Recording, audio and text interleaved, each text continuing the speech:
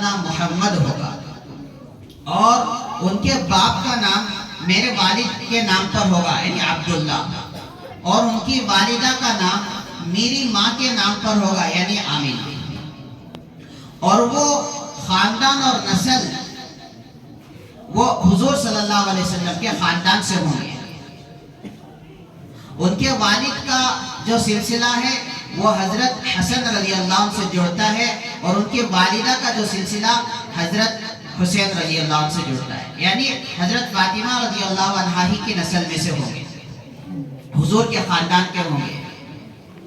چوتھی بات، وہ مدینہ المنورہ میں پیدا ہوں گے، کہیں ادھر ادھر نہیں۔ اور پانچویں بات، مکہ المکرمہ میں ان کا ظہور ہوگا، اور کبھی وہ یہ دعویٰ نہیں کریں گے کہ میں مہدی ہوں، کبھی دعویٰ نہیں کریں گے، بلکہ پوری دنیا سے بڑے بڑے اللہ والوں کی جماعت مستقل ہر سال حج کے لیے جو اللہ والے جا رہے ہیں، تو بڑے بڑے اللہ والوں کی جماعت ان کی تلاش میں ہے،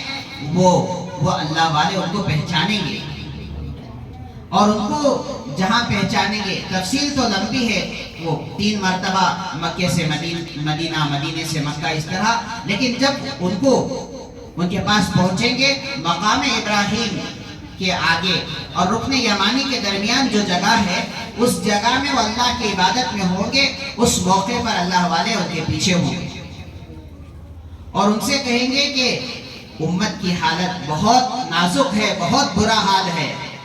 اب آپ بیعت فرما لیں اور امت کی ذمہ داری سنبھال لیں۔ تو وہ خود اپنے آپ کو ظاہر کرنے سے وہ پیچھے ہو رہے ہوں گے،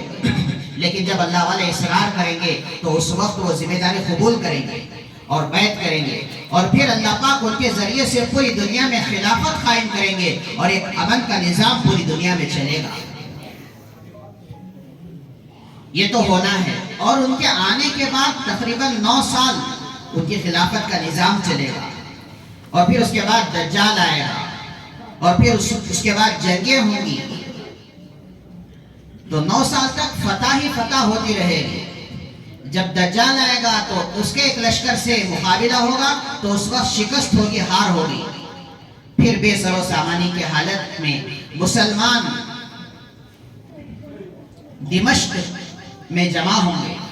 وہاں فجر کی نماز کا وقت ہوگا، اقامت ہو چکی ہوگی، اس وقت حضرت عیسیٰ علیہ السلام آسمانوں سے اتریں گے۔ یہ ہمارا عقیدہ ہے، حضرت عیسیٰ علیہ السلام فوت نہیں ہوئے ہیں، وہ زندہ آسمانوں پر اٹھائے گئے ہیں،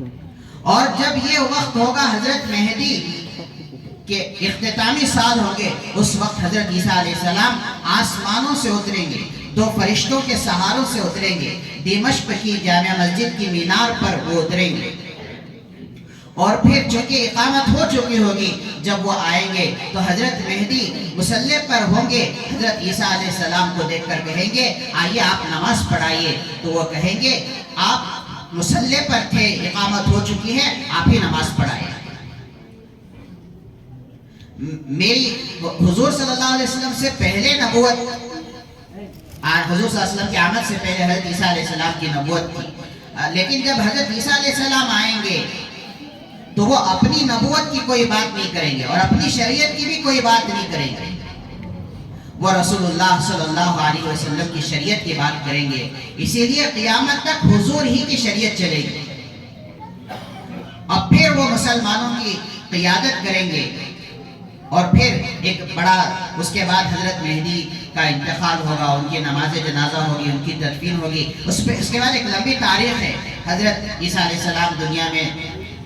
40 سال تک زندگی گزاریں گے، نکاح بھی ہوگا، اولاد بھی ہوگی، بہرحال یہ ساری تفصیلات ہیں۔ یہ اس لیے ساری تفصیلات بولنے کی ضرورت پڑی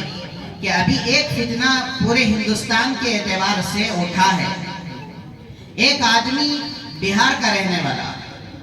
اس کا نام شکیل ہے اور اس کے باپ کا نام حنیف ہے، اس آدمی نے دعویٰ کر دیا کہ میں مہدی ہوں، حالانکہ یہ چھوٹا ہے،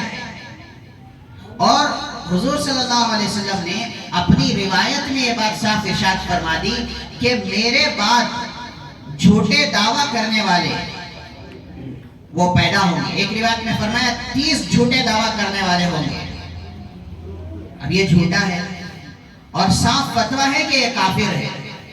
یہ جو آدمی اپنے آپ کو شکیل بن حنیف مہدی ہونے کا دعویٰ کر رہا ہے یہ جھوٹا ہے اور اس پر فتویٰ ہے کہ یہ کافر ہے. اور جو لوگ اس کی بات کو مان کر اللہ حفاظت فرمائے نعوذ باللہ اسے مہدی مان لے وہ بھی کفر میں چلے جائیں گے. اور شروع میں تو اس نے مہدی ہونے کا دعویٰ کیا. اب چلتے چلتے اس نے نعوذ باللہ یہ دعویٰ کر رہا ہے کہ میں ہی حضرت عیسیٰ علیہ السلام. نعوذ باللہ. اب پریشانی یہ ہے کہ بھولے بھالے نوجوان اور بہت سارے وہ نوجوان جو صرف انگریزی پڑھے ہیں دین کے اعتبار سے کوئی ان کو نالج نہیں ہے ایسے نوجوان اس شکار میں جا رہے ہیں کئی جگہ. اس لیے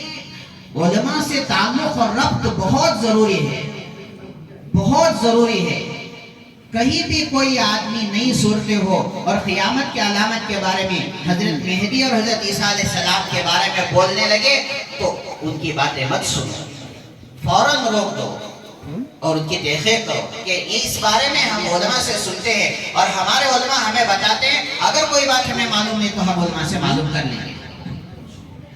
ابھی پوری چاروں طرف نظر کو چوکنا رکھنے کی ضرورت ہے. اور دہلی میں ابھی گزشتہ مشورے میں ہمارے نذیر بھی سنا رہے تھے کہ جب یہ جماعت میں ہوں تو کہ ہم سب ٹیمپو میں بھر بھر کر لوگوں کو لے جا رہے ہیں لوگ اور بہت ساری ان کو لالچ دیتے ہیں پیسے کی اور اللہ بلا چیزوں کی. اور یہودیوں کی جانب سے ان کو پوری طرح بیک سپورٹ ہے. اب جو یہ آدمی ہے یہ کھل کر کہیں آ نہیں رہا, کھل کر کوئی بیان نہیں کرتا اور اورنگ آباد میں اس کا پورا گڑھ بنا ہوا ہے اور اس کے لیے زیڈ سیکیورٹی ہے, کوئی اس تک پہنچ نہیں سکتا. اور جو ان کی باتوں کو مانتے ہیں وہ اپنے اندر بلاتے ہیں اور اس کے دماغ کو خراب کر کر بھیجتے ہیں. اور دماغ خراب کیا پتہ نہیں جادو بھی کرتے ہوں گے. یہودیوں کا جادو تو بڑا خطرناک ہے. اب جو آدمی وہاں سے جا کر اپنا دماغ خراب کر کے آتا ہے وہ ایسے دیوانہ ہوتا ہے رات کے 1 گھنٹے تک وہ آدمی دوسروں کو اس محنت میں جوڑنے میں لگا رہتا ہے. دہلی میں, مہاراشٹر میں, یہاں تک کہ گجرات میں اور سورت شہر کے قریب تک یہ فتنہ. ابھی قریب میں 3-4 ہفتے پہلے کولار سے اطلاع موصول ہوئی کہ وہاں ایسے 3 لوگ پکڑے گئے. ابھی قریب جمکوٹے کے پاس کوئی آدمی آیا تھا. جب میں نے 2 ہفتے پہلے مشورے میں یہ بات کہی تو ساتھی پوچھنے لگے کہ کون ہے, تو میں نے وہ فوٹو دکھائی تو کچھ ساتھی کہنے لگے کہ ایک آدمی اس میں کئی بار ہم نے مسجد قباء میں نماز پڑھنے کے لیے آیا تھا, ہم نے وہاں دیکھا ہے. اس لیے بہت چوکنا رہنے کی ضرورت ہے. کسی نئے آدمی سے قیامت کی علامت کے بارے میں نہ سنیں, صحیح جو ہے وہ علماء سے سنیں. اور انشاءاللہ اس بارے میں بتانے میں ہم وقت نکالیں گے, دیں گے. اور انہوں نے بہت اچھی تدبیر اختیار کی, پورے جمع ہوئے اور ان کو باقاعدہ. اور یہ لوگ نرمی سے نہیں مانتے, نرمی سے یہ لوگ نہیں مانتے. اور یہ مسئلہ یہ ہے کہ ہماری شکل اختیار کر کر آتے ہیں, جیسے عالمانہ لباس, ٹوپی, جھبا, شرعی, داڑھی, یا تو دکھنے میں عالم دکھتے ہیں یا پھر پرانے ساتھی کی طرح لگتے ہیں لیکن اندر سے کفر ہے. یہ بڑی پریشانی کی چیز ہے. اور یہ عام لوگوں کو, بے نمازیوں کو پکڑ کر ان سے نماز پڑھنے کو نہیں کہتے, بلکہ جو مسلمان نماز کے پابند ہے, کچھ دین کی طرف ان کا شوق ہے, ان کو لے جا کر اپنی یہ سارے بگاڑ کو ان کے آگے پیش کر کر کہتے کہ یہ دین ہے, اس کو مان لو. تو یہ ساری ایک تو یہ زمینی سطح کی جو محنت ابھی ہو رہی ہے اور یہاں تک پہنچ گئی, اس لیے کھل کر اسے بتانا ضروری تھا, اس لیے اس کو کھل کر بتایا جا رہا ہے. اس معاملے میں ہوشیار رہے. کچھ فتنے سوشل میڈیا کے بھی ہیں, ان سے بھی اپنے آپ کو بچانا بے حد ضروری ہے. بہت سارے دینداری کے لباس میں سوشل میڈیا میں آ رہے ہیں اور دین کی باتیں بولنے لگ رہے ہیں, حالانکہ وہ دین نہیں بے دینی کی باتیں دے رہے ہیں. بہت سارے تفصیل نہیں بولوں گا بلکہ کھل کر نام بول دوں گا، ان کی کسی کی ویڈیو نہ دیکھیں. آدمی کیسے گمراہ ہو جائے گا پتہ نہیں چلے گا. ایک فتنہ، ایک آدمی یونس گوہر شاہی کے نام سے یوٹیوب میں آتا ہے اور وہ خود کافر ہے، اور اس کے جو لوگ باتیں سنتے ہیں مانتے ہیں وہ سب کافر ہیں. مسئلہ، اور اس نے کلمے ہی کو بدلا دیا ہے، اور باتیں، اور ٹوپی بھی نہیں پہنتا، ٹی شرٹ پہن کے آتا ہے، اور باتیں جو کرتا ہے ایسی فصیح زبان میں کرتا ہے جیسے بڑے علماء بات کرتے ہیں، ایسی فصیح زبان میں باتیں کرتا ہے، اور چکنی چپٹی باتیں کرتا ہے، اور پھر قرآن کی آیتیں پڑھ کر بولتا ہے، اور اس کی قرآن کی حالت اللہ حفاظت فرمائے، جو پڑھتا ہے ہم علماء سمجھ جاتے ہیں سب غلط پڑھتا ہے، غلط سلط پڑھتا ہے، ایک سورت ڈھنگ کی نہیں پڑھ سکتا. اور جو پڑھنے کے بعد اس کے ترجمے کے اوپر جو بولتا ہے وہ بھی کچھ پڑھتا ہے کچھ بولتا ہے. اسی طرح حدیث کی باتیں اٹھاتا ہے، کچھ پڑھتا ہے کچھ بولتا ہے، یہاں تک کہ ایسے کہ کفر میں، اور جو اس کی باتیں سن رہے ہیں وہ بھی کفر میں جا رہے ہیں. یہ اس لیے کھل کر بولنا ہو رہا ہے کہ ابھی ہم نے جب دیکھیں شروع کی تو بہت سارے محلوں میں ایسی باتیں ہمارے تک پہنچی ہیں کہ فلاں محلے میں سن رہے ہیں. ایک صاحب سنا رہے تھے عیدگاہ محلے میں کوئی اس طرح،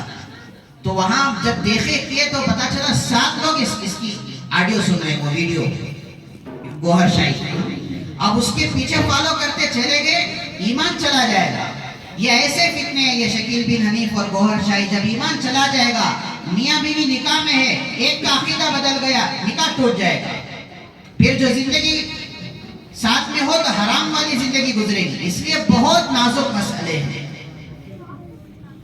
اور اسی طرح ایک آدمی ہے انجینئر مرزا کے نام سے، وہ بھی یوٹیوب میں بہت زیادہ آتا ہے، اور وہ امامہ باندھ کے آتا ہے داڑھی چھوڑ کر علماء کے لباس میں، اور وہ بھی اسی طرح قرآن حدیث کے حوالے سے بات کرتا ہے. لیکن اس کی باتیں اگر کوئی سننے میں لگ جائے، اسے کوئی فالو کرنے میں لگ جائے تو جاتے جاتے صحابہ کا بغض اور صحابہ کی دشمنی اس کے دل میں بیٹھ جاتی ہے. صحابہ کی محبت ہمارے ایمان کا حصہ ہے. جس کے اندر صحابہ کی محبت نہیں وہ کیسے مومن ہو سکتا ہے؟ تو اس طرح گویا کہ یہ سارے وہ ایمان کے ایسے چور ہیں جن کی ہڈیاں یہودیوں کی طرف سے، یہ سب وہ جیسے کتے ہڈیوں کو جپتے ہیں، تو یہ سب وہ کتے ہیں کہ جو یہودیوں کی ہڈیوں پر پل رہے ہیں. اس لیے بہت زیادہ اپنے ایمان کی حفاظت کی ضرورت ہے، اور ہر معاملے میں، ہر بات میں، کوئی بھی نئی بات معلوم ہو، کسی سے بھی معلوم ہو، فوراً علماء سے رجوع ہو. عمل کرنے سے پہلے علماء سے معلوم کرے. اللہ نے اس امت میں علماء کو رکھا ہے، یہ حضور اکرم صلی اللہ علیہ وسلم کا معجزہ ہے. علماء کا وجود اس امت میں حضور اکرم صلی اللہ علیہ وسلم کا معجزہ ہے. اس لیے اپنے دین کی حفاظت کے لیے علماء سے تعلق قائم کرنا اور ہر بات کو ان سے پوچھ کر عمل کرنا یہ بہت ضروری ہے. اور بھی بہت ساری تفصیلی باتیں انشاءاللہ کل وہاں جو پروگرام ہے اس میں بھی مختلف علماء، بہت سارے علماء اکرام آئیں گے، انشاءاللہ وہ بیان کریں گے. لہٰذا ضروری باتیں تھی. اس کے اعتبار سے ہوشیار رہے، چوکنے رہے. کہیں بھی دکانوں کے پاس، سرکلوں کے پاس کوئی نئے آدمی آئے اور اس اعتبار کی کوئی باتیں کرنے لگے، ہرگز بات نہ سنیں، اور ہو سکے تو فون کرے. علماء کے نمبرات آپ کے پاس ہے، فون کرے، بلائیں، اور باقاعدہ ان کو دھمکی دے. مولانا میں اسی طرح کیا گیا، دھمکی دے کہ آپ کے خلاف قانونی کارروائی کی جائے گی. اور یہاں تک کیا گیا کہ اگر تم نے بات نہیں مانا اور واپس کلمہ پڑھ کر مسلمان نہیں ہوئے تو سب مسلمانوں سے تمہارا بائیکاٹ ہوگا، اور تمہارا نکاح کسی مسلمان کے گھروں میں نہیں ہوگا. اگر تمہارا انتقال ہو جائے تو مسلمانوں کے قبرستان میں تمہیں دفنانے کے لیے جگہ دے دی جائے گی. اس طرح جب بائیکاٹ کیا گیا تو الحمدللہ وہ کولار میں جو ملباگل یا کسی علاقے کا وہ آدمی تھا وہ واپس کلمہ پڑھ کر ایمان میں آیا. اس لیے بہت ہوشیار اور چوکندہ رہنے کی ضرورت ہے. رہیں گے انشاءاللہ. اللہ پاک ہم تمام کی اور ہمارے پورے علاقے، اس پورے وجے پور کے ہر گھر کے بچے کے اور تمام خاندان کے ایک فرد کے ایمان کی اور عقیدے کی حفاظت فرمائیں. یہ جوڑ سوا ہے کرمگل پاڑلے میں ہے انشاءاللہ، مغرب کی نماز سے انشاءاللہ عشاء کے بعد تک چلے جائیں، اور کھانے کا بھی وہاں انتظام ہے، سب ساتھی انشاءاللہ وہاں پہنچ کر بیانات سننے کی فکر کریں، سب ساتھی وہاں مغرب پڑھنے کی کوشش کرے،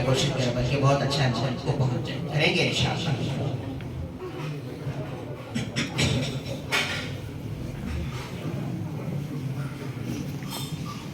اللهم ربنا لك الحمد لك الشكر يا الله، اللهم صل على سيدنا نبينا ومولانا محمد وبارك وسلم، اللهم ارزقنا علم التوحيد وعمل الاخلاص وحسن الخاتمه، اللهم وفقنا لما تحب وترضى، واجعل آخرتنا خيرا من الأولى، توفنا مسلمين والحقنا بالصالحين غير خزايا ولا ندامى ولا مفتونين، ربنا لا تزغ قلوبنا بعد إذ هديتنا وهب لنا من لدنك رحمة إنك أنت الوهاب، اللهم اصلح لنا شأننا كله ولا تكلنا إلى أنفسنا طرفة عين، اے اللہ ہم تمام کے گناہوں کو معاف فرما، خطاؤں سے درگزر فرما، اے اللہ تمام کے مل جل کر بیٹھنے کو قبول فرما، اے اللہ تیرے راستے میں نکلنے کے لیے جو ارادے اور عزائم اے اللہ ساتھیوں نے کیے ہیں، اے اللہ ان میں ان کے لیے اے اللہ مدد فرما، اے اللہ ہر ایک کے گھر کے حالات اے اللہ تو ان سے بہتر جانتا ہے، جس کی جو پریشانی ہے ہر ایک کی پریشانیوں کو دور فرما، اے اللہ تمام امت مسلمہ کے ایمان کی، اعمال کی، اے اللہ عزت کی، عظمت کی اور آبرو کی اے اللہ ہر اعتبار سے حفاظت فرما، اے اللہ اے اللہ اے اللہ جو ایمان کی یہ چور ہے، ڈاکو ہیں، ان کے مکر و فریب سے ہماری اور اے اللہ پوری امت مسلمہ کی، خاص کر سے اے اللہ شہر وجے پورہ کے ایک ایک مسلمان کی، ایک ایک گھرانے کے، ایک ایک خاندان کے بچے کی حفاظت فرما، اے اللہ ایمان سلامت ہے، اے اللہ اگرچہ کچھ گناہ ہو بھی گئے لیکن تیرے یہاں معافی ہے، اگر ایمان چلا گیا تو کوئی امید نہیں ہے، اے اللہ جس کرم سے تو نے ہمیں مسلمانوں کے گھروں میں پیدا فرما کر ایمان دیا ہے، اے اللہ اس کرم سے اس ایمان کی موت تک حفاظت کر اے اللہ کرنے کی توفیق نصیب فرما، جب دنیا سے جانے کا وقت ہو اے اللہ تیری رضا ہو، اے اللہ سلامتی کے ساتھ کلمے کے ساتھ دنیا سے جانا نصیب فرما، اے اللہ جو بیمار ہیں ان کے بیماریوں کو دور فرما، جو مقروض ہیں ان کے قرض کی ادائیگی کے شکل صورت مہیا فرما، جو بے گھر ہیں انہیں عافیت والا گھر نصیب فرما، اے اللہ پورے مجمع میں جس کے دل میں جو جائز تمنائیں ہیں اے اللہ ان تمام کو پورا فرما، اے اللہ ہماری دعاؤں کو اپنے کرم سے جناب رسول اللہ صلی اللہ علیہ وسلم کے صدقۃ فعل میں قبول فرما، ربنا تقبل منا ما كان صالحا واصلح لنا ما كان فاسدا، وصلی اللہ تعالی علی خیر خلقہ محمد وآلہ وصحبہ اجمعین برحمتک یا ارحم الراحمین۔